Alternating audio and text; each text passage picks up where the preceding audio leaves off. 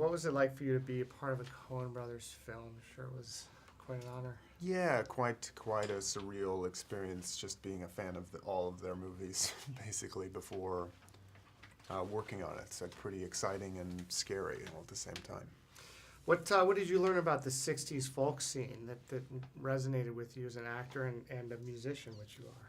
Well, I think, well, I don't know, just also of that time period that it's just kind of like people, I don't want to say, it was just a little bit more, I can say less manicured in a good way, I think. I think that, people obviously didn't have the, however you view it, the internet to kind of get involved, and there's less of more carelessness in a good way, in the best possible way, and people like figuring it out, and that I think is really interesting. So your character Al Cody's interesting because he's in a way like the other folk singers striving to be authentic, but his name is not authentic. So he's not authentic to who he is. No. Which is interesting. So what was it about playing that role? Well, I think that's like something that's like inherently relatable. It's like being excited by like what's going on around you and wanting to be involved and feeling like I don't really have the background or the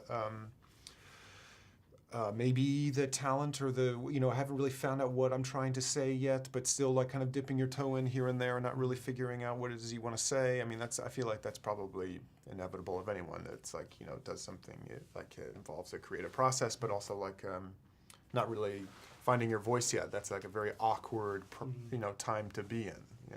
The one of the great things that the Coen Brothers did in this film was letting the music breathe and letting the entire songs play out, which is really unusual. Yeah. I'm sure it was a great experience for you. Talk to me about recording the song with JT and Oscar.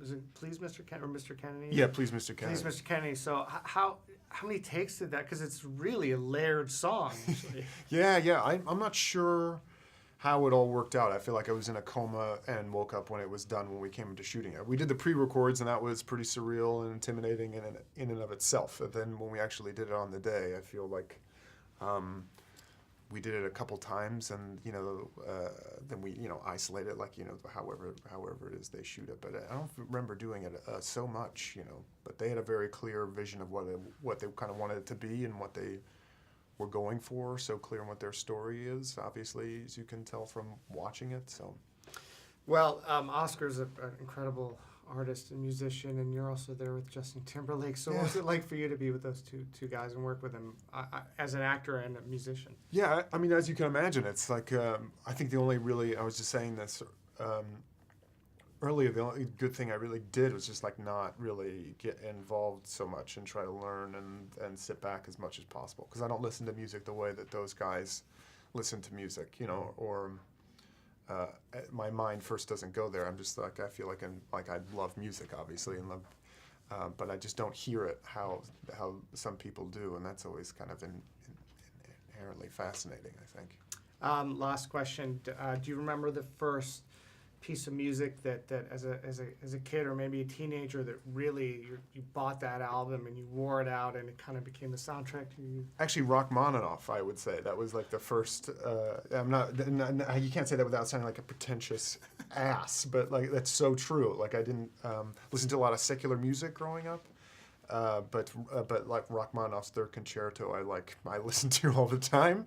This sounds so pretentious, but that's totally true. I used to like plug it in and listen to it at night, and I couldn't listen to music past a certain time, and I always fall asleep, and the headphones would come out and blare piano music all